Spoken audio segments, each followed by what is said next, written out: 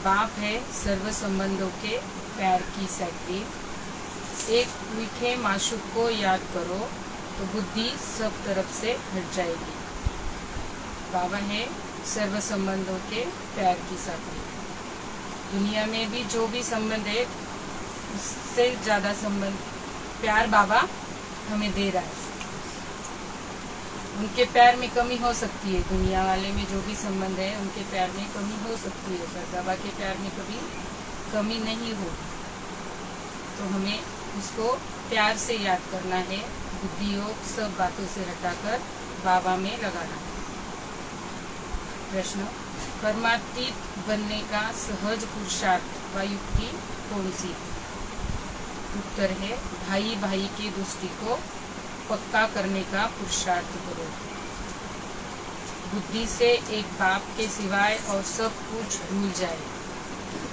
बुद्धि में एक बाबा के सिवाय किसी की याद न रहे, और किसी देहधारी की याद रहेंगी तो उनकी अच्छाई या बुराइयां याद आएगी। तो बाबा मीठे ते मीठा है, तो मीठे बाबा के तो प्यार में रहेंगे तो हम सब दुनिया की बातें भूल जाएंगे।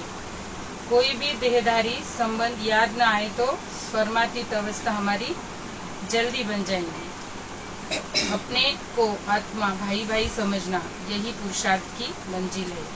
इस ज्ञान मार्ग में हमें बाबा ने यही मंजिल बताई है कि हमें सबको एक दूसरे को देखते समय भाई भाई की दृष्टि पक्की करनी है। आत्मा आत्मा भाई भाई, भाई भाई समझने से देह की दृष्टि विकारी ख्यालात खत्म हो जाएंगे। आत्मा देखेंगे तो शरीर को हम देखेंगे नहीं, और दृष्टि फिर हमारी खराब नहीं होगी। ओम शांति। डबल ओम शांति। डबल कैसे है? एक शिव बाबा ओम शांति कह रहे और एक ब्रह्मा बाबा। यह तो तुम बच्चों की बुद्धि में है। बाप भी बच्चों को ही बैठ समझाते, आप दुनिया वाले को नहीं समझा रहे। बाबा अपने को समझा रहे हैं। हम बाबा के बच्चे बने हैं तो बाबा उनको समझा रहे हैं। पहले तो बाप का निश्चय होना चाहिए, क्योंकि यह बाप भी है, टीचर भी है, गुरु भी है। हमें ये पक्का निश्चय होना चाहिए कि बाप हमारा बाप भी है, टीचर भी है और गुरु भी है। एक बाप में ही हमें सब संबंधों का प्यार मिल रहा है। यूँ तो लौकिक रीति से अलग अलग होते हैं। लौकिक में बाप अलग, टीचर अलग, गुरु अलग, और यहाँ हमारा बाप, टीचर, गुरु सब एक है।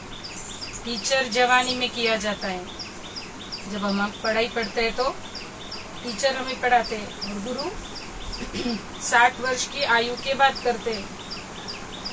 यह तो जब आते हैं तीनों ही इकट्ठी सर्विस करते हैं। जब बाबा आते हैं, बाप, टीचर, गुरु का इकट्ठी सर्विस करते हैं।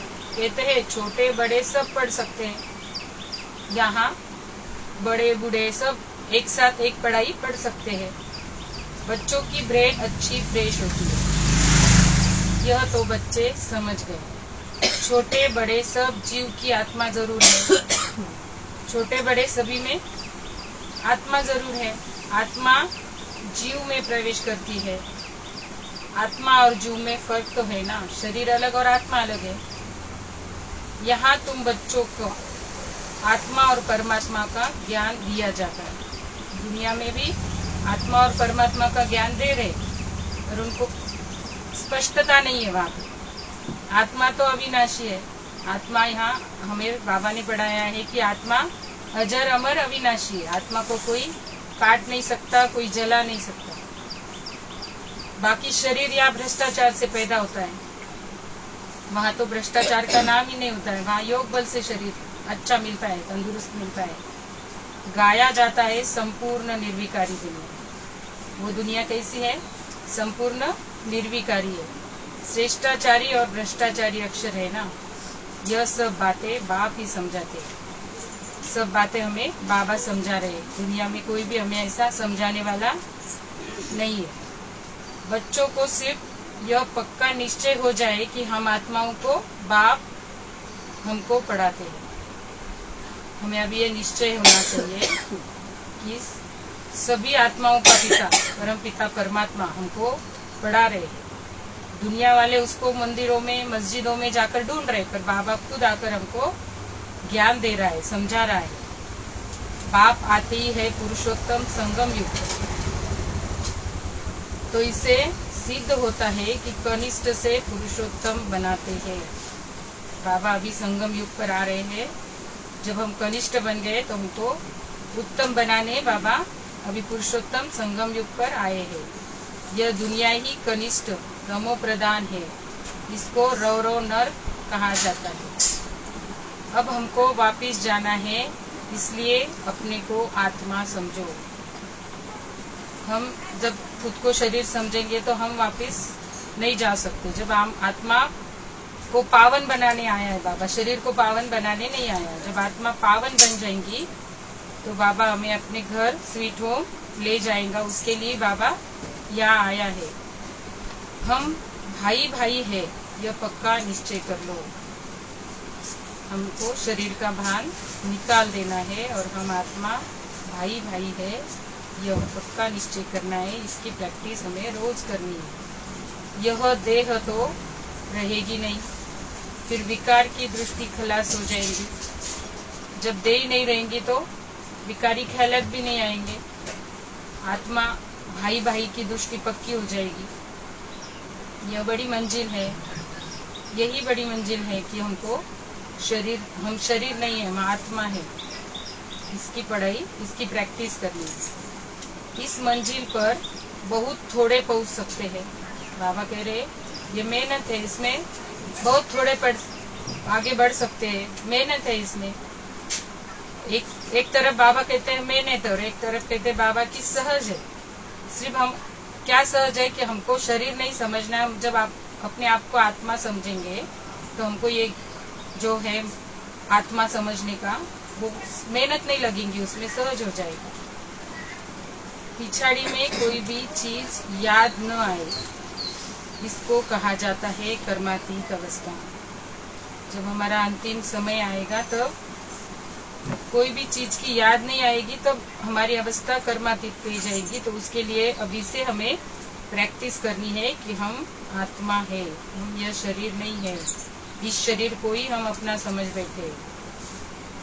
यह देह भी विनाशी है, यह विनाश होने वाला शरीर है, पर आत्मा अजर अमर अविनाशी है, उसका विनाश नहीं हो सकता। तो हमको ये शरीर से ममत्व निकाल देना है। पुराने संबंध में ममत्व नहीं रखना है। जो दुनिया के संबंध है उसमें भी ममत्व नहीं रखना है। अब तो हमें नए संबंध में जाना है। पुराना आसुरी संबंध स्त्री पुरुष का कितना छीछी है। जब हम स्त्री पुरुष देखेंगे तो संबंधों में आत्मिक स्थिति नहीं रहेगी, आत्मिक भान नहीं रहेगा। तो बाबा कह रहे वो छीछी है। बाप कहते हैं अपने को क्या समझो, आत्मा समझो। अब वापिस जाना है। आत्मा आत्मा समझते रहेंगे तो फिर शरीर का भान नहीं रहेगा। स्त्री पुरुष की कशिश निकल जाएगी। लिखा हुआ भी है अंतकाल जो श्री सिमरे, ऐसे चिंतन में जो मरे वो वही योनि में उतरे। इसलिए कहते हैं अंतकाल गंगा जल मुख में हो, श्री कृष्ण की याद हो। भक्ति मार्ग में तो श्री कृष्ण की याद रहती है। श्री कृष्ण भगवानुवाच कह देते हैं। यहाँ तो बाप कहते देह को भी याद नहीं करना है। जो भक्ति मार्ग में श्री कृष्ण की याद रहती है, अर्थात देह की याद रहती है, तो बाबा यहाँ हमें देह की भी याद नहीं रखनी है, यह सिखा रहे हैं। हमको अपने आप को आत्मा समझना है और सब तरफ से बुद्धि योग हमारे हटाते चलना है। सभी संबंधों का प्यार एक में जैसे सैक्रीन हो जाता है। सभी संबंधों का प्यार हमको एक बाबा से मिल रहा है। सबका मीठा और फिर सबका माशूक भी है। माशूक एक ही है, परंतु भक्ति मार्ग में नाम कितने रख दिए। भक्ति का विस्तार बहुत है। यज्ञ, तप, दान, तीर्थ, व्रत करना, शास्त्र पढ़ना, यह सब भक्ति की सामग्री है। ज्ञान की सामग्री तो कुछ भी है नहीं। हमें यहाँ पे कोई सामग्री लेकर आना नहीं है, बस अपने देह का भान छोड़कर आत्मा समझकर यहाँ बैठना है। कोई सामग्री की जरूरत नहीं है ज्ञान मार्ग में। यह भी तुम नोट करते हो समझाने के लिए, बाकी तुम्हारे कागज आदि कुछ भी रहेंगे नहीं। बाप समझाते हैं, बच्चे तुम शांति धाम से आए थे, शांत ही थे। जब हम नीचे आए थे तब हम शांत थे। शांति के सागर से तुम शांति का, पवित्रता का वर्षा लेते हो। अभी तुम वर्षा ले रहे हो ना, ज्ञान ले रहे हो। शांति का और पवित्रता का वर्षा हम बाप से ले रहे हैं। स्टेटस सामने खड़ा है, हमारे सामने क्या है स्टेटस? लक्ष्मी नारायण बनना, और ये स्टेटस है हमारे सामने। यह ज्ञान सिवाय बाप के और कोई दे न सके। दुनिया में भी कथाएं, भागवत ये सब चल रहा, पर ये ज्ञान वहाँ नहीं है। ये ज्ञान हमको बाप के सिवाय कोई दे न सके। यह है रूहानी ज्ञान। यह ज्ञान रूहानी है, अर्थात आत्मिक ज्ञान है। हमको एक दूसरे को देखते समय आत्मा आत्मा ही देखना है। रूहानी बाप एक ही बार आते हैं रूहानी ज्ञान देने लिए। उनको कहते भी है पतित पावन। सुबह को बच्चों को बैठ ड्रिल कराते हैं। वास्तव में इसको ड्रिल भी नहीं कहा जाए। बाप सिर्फ कहते हैं, बच्चे अपने को आत्मा समझ, मुझे याद करो। कितना सहज है। तुम आत्मा हो ना। कहाँ से आए हो? हम परम धाम से आई हुई यहाँ पाठ बजाने के लिए। ऐसे और कोई भी पूछेंगे नहीं, दुनिया में ऐसे कोई पूछेंगे नहीं कि तुम कहाँ से आए हो, और उनको पता भी नहीं है कि हम परम धाम से आए हैं। पारलौकिक बाप ही बच्चों से पूछते हैं, बच्चों परम धाम से आए हो ना, इस शरीर में पाठ बजाने। पाठ बजाते बजाते अब नाटक पूरा हुआ। आत्मा पतित बनी तो शरीर भी पतित बना। सोने में ही अलाई पड़ती है, फिर उनको गलाया जाता है।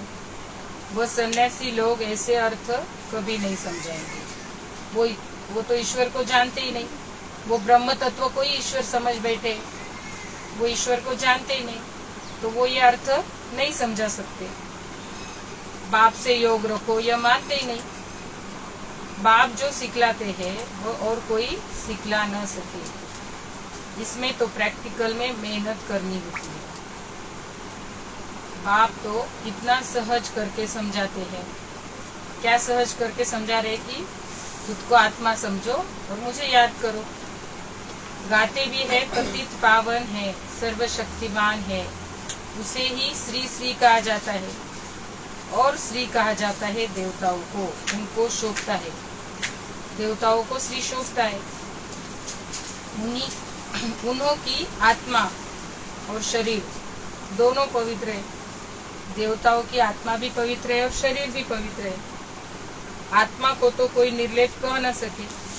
आत्मा ही 84 जन्म लेती है, परंतु मनुष्य न जानने के कारण अनराइटियस बन पड़े हैं। एक बाप ही आकर राइटियस बनाते हैं। रावण अनराइटियस बनाता है। चित्र तो तुम्हारे पास है, बाकी ऐसा 10 शीश वाला रावण कोई होता नहीं। सतयुग में तो रावण है नहीं, यह तो क्लियर है। परंतु जो सुनने वाले होंगे वो कहेंगे यहाँ का सैपलिंग है। कोई थोड़ा सुनेंगे, कोई बहुत भी सुनेंगे। भक्ति मार्ग का देखो विस्तार कितना है। अनेक प्रकार के भक्त हैं, और फिर पहले से ही सुना है भगाते थे। श्री कृष्ण के लिए भी कहते हैं ना भगाया। श्री कृष्ण के लिए भी कहते हैं कि उन्होंने गोपियों को भगाया। फिर ऐसे श्री कृष्ण को प्यार क्यों करते? बाबा पूछ रहे, अगर उन्होंने भगाया, चुराया, भगाया तो उसको प्यार क्यों करते? पूछते क्यों है? तो बाप बैठ समझाते हैं, श्री कृष्ण तो फर्स्ट प्रिंस है। बाबा फिर इसलिए समझा रहे कि वो तो फर्स्ट प्रिंस है सतयुग का। वो तो कितना बुद्धिमान होगा, उसको क्या जरूरत है भगाने की? उसने ऑर्डर करी, वो तो विश्व का मालिक बनने वाला है। उसने ऑर्डर करी तो सामने हाजिर हो जाएगी कोई भी। सारे विश्व का मालिक क्या कम बुद्धिमान होगा? वहाँ उनको वजीर आदि होते नहीं, वजीर की राय लेंगे ऐसा कोई नहीं है। वहाँ उसको राय लेने की दरकार ही नहीं है। राय लेकर तो संपूर्ण बना है। ब्रह्मा बाबा शिव बाबा की यहाँ राय लिया संगम युग पे, फिर वहां जाके संपूर्ण बना। तो हमको भी शिव बाबा की राय लेकर ही संपूर्ण बनना है। राय लेने की दरकार नहीं, राय लेकर तो संपूर्ण बना है। फिर राय क्या लेंगे? तुमको आधा कल्प कोई की राय नहीं लेनी होती है। सतयुग त्रेता युग हमको किसी की राय की जरूरत ही नहीं है। स्वर्ग और नर्क का नाम भी सुना है, यह तो स्वर्ग हो न सके। पत्थर बुद्धि है जो समझते हैं यहाँ हमको धन है, महल आदि सब है, यही स्वर्ग है। दुनिया में अभी भी हम देख रहे जिसके पास धन है, महल मारिया है, उसी को वो स्वर्ग समझ बैठे हैं। और बाबा उसको पत्थर बुद्धि कह रहे हैं कि धन महल ये सब स्वर्ग नहीं, इसको ही स्वर्ग समझ रहे हैं। परंतु तुम जानते हो स्वर्ग तो है नई दुनिया, स्वर्ग नई दुनिया है। स्वर्ग में तो सब सदगति में होते, स्वर्ग नर्क इकट्ठा थोड़ी होगा। स्वर्ग किसको कहा जाता है, उसकी आयु कितनी है, यह सब बाप ने तुम्हें समझाया है। दुनिया तो एक ही है, नई को सतयुग, पुरानी को कलयुग कहा जाता है। अब भक्ति मार्ग खलास होना है, भक्ति के बाद चाहिए ज्ञान। सभी जीव आत्माएं पाठ बजाते बजाते पतित बनी है, यह भी बाप ने समझाया है। तुम सुख जास्ती पाते हो, 3/4 है सुख, बाकी 1/4 है दुख। हमें 3 हिस्से सुख मिलता है और एक ही हिस्सा दुख मिलता है। इसमें भी जब तमो प्रधान हो जाते हैं तब दुख जास्ती होता है। आधा आधा हो तो मजा ही कैसे हो, जब आधा स्वर्ग और आधा नरक तो मजा क्या रहेगा। तो इसलिए हमको 3 भाग सुख मिलता है और 1 भाग दुख मिलता है। मजा तब है जबकि स्वर्ग में दुख का नाम निशान नहीं रहेगा, तब तो स्वर्ग को सब याद करते हैं। नई दुनिया और पुरानी दुनिया का यह बेहद का खेल है जिसको कोई जान नहीं सकता। हम बच्चे ही इस खेल को जान सकते, हमको बेहद का बाबा आकर पढ़ा रहा है। बाप भारतवासियों को ही समझाते हैं, बाकी जो सब है वह आधा कल्प में ही आते हैं। बाकी जो सब है वो आधा कल्प में ही आते हैं। आधा कल्प में हो सिर्फ तुम सूर्यवंशी चंद्रवंशी, तुम पवित्र रहते हो इसलिए तुम्हारी आयु बड़ी रहती है और दुनिया भी नई है। वहाँ एवरीथिंग न्यू है, अनाज पानी धरनी सब नया। आगे चलकर तुम बच्चों को सब साक्षात्कार कराते रहेंगे कि ऐसे ऐसे होगा। शुरू में भी हुए फिर पिछाड़ी में भी होने चाहिए। नजदीक आएंगे तो खुशी होती रहेगी। मनुष्य बाहर देश से अपने देश में आते हैं तो खुशी होती है ना। कोई बाहर में कहाँ मरते हैं तो उनको एरोप्लेन से भी अपने देश में ले आते हैं। सबसे फर्स्ट क्लास पवित्र धरनी भारत है। भारत की महिमा को तुम बच्चों के सिवाय और कोई जानते ही नहीं, क्योंकि भारत में ही भगवान आते हैं, इसलिए भारत की महिमा जास्ती है। वंडर ऑफ द वर्ल्ड है ना, उसका नाम है स्वर्ग। वह जो वंडर्स दिखाते हैं, दुनिया वाले जो वंडर्स दिखाते हैं वह है सब नर्क के। कहाँ नर्क के वंडर, कहाँ स्वर्ग के, रात दिन का फर्क है। नर्क के वंडर्स भी बहुत मनुष्य देखने जाते हैं, इतने ढेर मंदिर है। वहाँ तो मंदिर होते नहीं, सतयुग में मंदिर होते नहीं, नेचुरल ब्यूटी रहती है, ब्यूटी भी नेचुरल रहती है। वहाँ बहुत मनुष्य बहुत थोड़े होते हैं, सुगंध आदि की भी दरकार नहीं रहती है।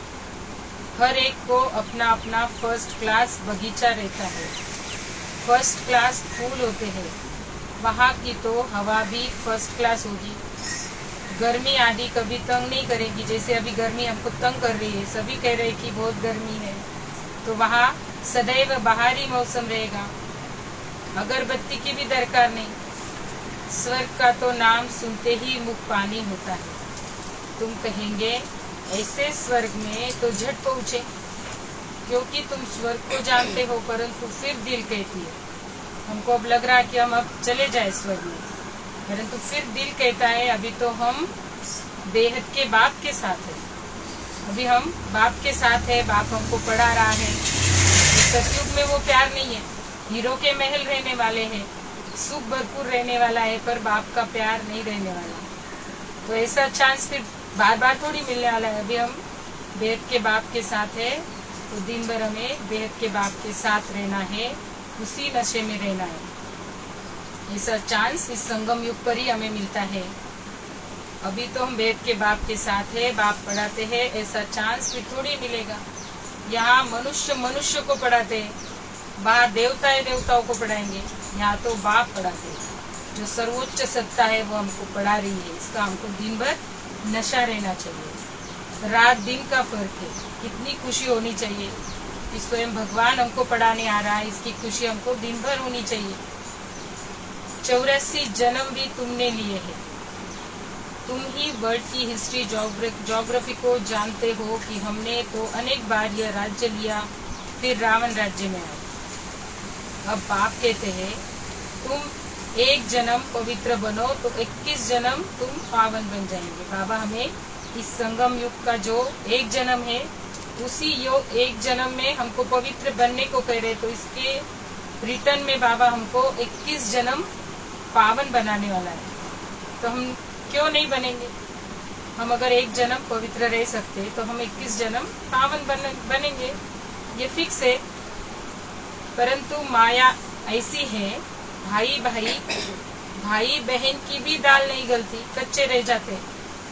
जब दाल नहीं गलती तो कच्ची रह जाती, तो हमको भाई की दुष्टि करनी, पक्का करना है कि हमको भाई की दुष्टि पक्की करनी है। दाल गले तब जब अपने को आत्मा समझ, भाई समझो। जब हम पक्का निश्चय कर लेंगे हम आत्मा है, सामने वाली भी आत्मा है, तब दाल गल जाएंगी। ऐसे कह रहे बाबा, दाल सीज जाएंगी। देह का बाण निकल जाए, देह का बाण हमको निकालना है, यह मेहनत है। और सहज भी कहते हैं बाबा कि सहज भी है और मेहनत भी है।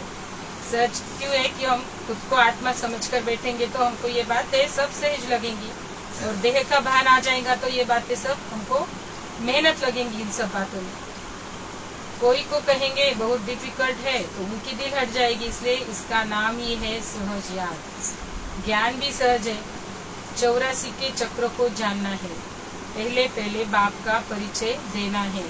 किसी को भी हमको देना है तो सबसे पहले बाप का परिचय देना है। ये शरीर में रहने वाली मैं आत्मा और इस आत्मा के बाप का परिचय वो परम पिता परमात्मा है, इसका परिचय हमको सबको देते रहना है। बाप की याद से ही आत्मा की जंग उड़ जाएगी। जो आत्मा में कट लगी हुई है, कमी कमजोरी आ गई है, अब हम वो बाप की याद से हम उसको निकाल सकते, और फिर हम पवित्र दुनिया का वर्षा पाएंगे। पहले बाप को याद करो।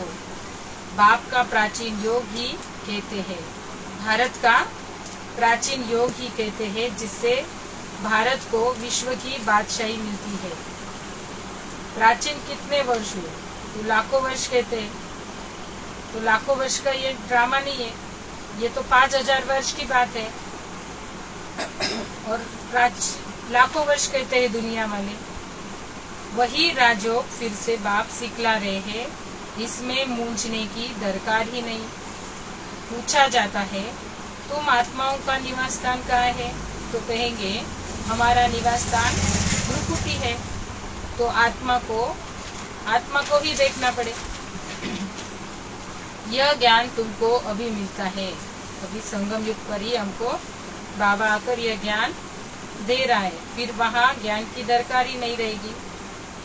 मुक्ति जीवन मुक्ति को पा लिया, खलास। मुक्ति वाले भी अपने समय पर जीवन मुक्ति में आकर सुख पाएंगे। सब जीवन मुक्ति में आते हैं वाया मुक्ति। मुक्ति के बाद ही सब जीवन मुक्ति में आने वाले हैं। उनकी पहली अवस्था जीवन मुक्त स्थिति की रहेगी। यहाँ से जाएंगे शांति धाम और कोई दुनिया है नहीं। यहाँ से सभी को शांति धाम में जाना है और कोई दुनिया है नहीं। ड्रामा अनुसार सबको वापस जाना है। विनाश की तैयारियां हो रही है, इतना खर्चा कर बॉम्ब्स बनाते हैं, सो रखने के लिए थोड़ी बनाते।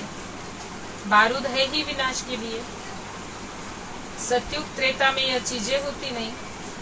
अब 84 जन्म पूरे हुए, हम यह शरीर छोड़ घर जाएंगे। दीपमाला पर सब नए नए अच्छे कपड़े पहनते हैं ना। दीपमाला सतयुग की यादगार।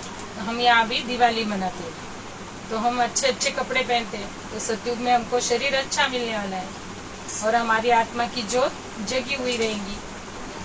तुम आत्मा भी नई बनती हो, यह है बेहद की बात। आत्मा पवित्र बनने से शरीर भी फर्स्ट क्लास मिलता है। जब हमारी आत्मा पवित्र बनेगी तो हमको शरीर भी फर्स्ट क्लास मिलेगा। इस समय आर्टिफिशियल फैशन करते हैं। अभी हमको शरीर सुंदर बनाने के लिए आर्टिफिशियल फैशन करना पड़ता है, पाउडर आदि लगाते हैं। तो वहाँ ये सब बातों की जरूरत ही नहीं। वहाँ तो नेचुरल ब्यूटी होती है। आत्मा एवर ब्यूटीफुल बन जाती है, हमेशा के लिए ब्यूटीफुल रहती वहाँ की। यह तो तुम समझते हो। स्कूल में सब एक जैसे नहीं होते। तुम भी पुरुषार्थ करते हो हम ऐसा लक्ष्मी नारायण बने। हमारा पुरुषार्थ काय के लिए है? लक्ष्मी नारायण बनने के लिए। यह है तुम्हारा ईश्वरीय कुल। फिर होता है सूर्यवंशी चंद्रवंशी घराना। तुम ब्राह्मणों में राजा ही नहीं है। यहाँ जब हम ब्राह्मण बने हैं तब हमको राजाई की जरूरत नहीं है। तुम अभी संगम पर हो। कलयुग में अब राजाई है नहीं। भले कोई राजाई रह भी जाती, नील तो कभी होती नहीं। अब तुम यह बनने लिए पुरुषार्थ कर रहे हो। देखेंगे हम आत्माएं भाई भाई है और वह है बाप। एक बाप के हम सब बच्चे भाई भाई है। बाप कहते हैं एक दो को भाई भाई देखो। तीसरा नेत्र ज्ञान का तो मिला है। ज्ञान का नेत्र हमें मिला है तो हमको एक बाप के हम बच्चे हैं और हम सब आत्माएं आपस में भाई भाई है। तुम आत्मा कहाँ निवास करती हो? आत्मा भाई पूछता है। आत्मा कहाँ रहती है? तो कहते हैं यहाँ भ्रुकुटी में। यह तो कॉमन बात है। एक बाप के सिवाय कुछ भी याद न आए। पिछाड़ी में तो शरीर भी ऐसे बाप की याद में छूटे, यह प्रैक्टिस पक्की करनी है। ब्रह्मा बाबा ने भी यही प्रैक्टिस करके उच्च पद पाया। ब्रह्मा बाबा सब दीवार पे लिखते थे, मैं आत्मा हूँ, जसोदा आत्मा है, नारायण आत्मा है। यही प्रैक्टिस करने से वो सतयुग के फर्स्ट प्रिंस बनने वाले थे। हमको भी यही प्रैक्टिस आज दिन भर पक्की करनी है कि हम आत्मा है। यह शरीर एक विनाश होने वाला है और मैं आत्मा का विनाश नहीं होना है। मैं अजर अमर अविनाशी आत्मा है। मैं ये शरीर नहीं, मैं आत्मा हूँ। इसी की प्रैक्टिस हमें आज करनी है। अच्छा, मीठे मीठे सिखिल दे बच्चों प्रति माता पिता बाप दादा का याद प्यार और गुड मॉर्निंग। रूहानी बाप की रूहानी बच्चों को नमस्ते। हम रूहानी बच्चों की रूहानी दादा को याद प्यार गुड मॉर्निंग नमस्ते। वाह बाबा, शुक्रिया बाबा। धारणा के लिए मुख्य साथ है। सतयुग में फर्स्ट क्लास सुंदर शरीर प्राप्त करने के लिए अभी आत्मा को पावन बनाना है, कट उतार देनी है और आर्टिफिशियल फैशन नहीं करना है। सेकेंड है, एवर पवित्र बनने के लिए प्रैक्टिस करनी है कि एक बाप के सिवाय कुछ भी याद न आए। यह देह भी भूली हुई हो। भाई भाई की दृष्टि नेचुरल पक्की हो। इस ज्ञान मार्ग का पहला लेसन, मैं आत्मा, मैं कौन हूँ, मैं आत्मा हूँ, इसी की बाबा ने आज आत्मा के ऊपर ही मुरली चलाई और हमको उसी की प्रैक्टिस करनी। वरदान है, शुभ भावना शुभ कामना के सहयोग से आत्माओं को परिवर्तन करने वाले सफलता संपन्न भव। जब किसी भी कार्य में सर्व ब्राह्मण बच्चे संगठित रूप में अपने मन की शुभ भावनाओं और शुभ कामनाओं का सहयोग देते हैं तो इस सहयोग से वायुमंडल का किला बन जाता है जो आत्माओं को परिवर्तन कर लेता है। जैसे 5 अंगुलियों के सहयोग से कितना भी बड़ा कार्य सहज हो जाता है, ऐसे हर एक ब्राह्मण बच्चे का सहयोग सेवाओं में सफलता संपन्न बना देता है। सहयोग की रिजल्ट सफलता है। स्लोगन है, कदम कदम में पद्मों की कमाई जमा करने वाला ही सबसे बड़ा धनवान है। कम बोलो, बुरे बोलो, झूठा बोलो, सत्य बोलो, सोच समझ कर बोलो।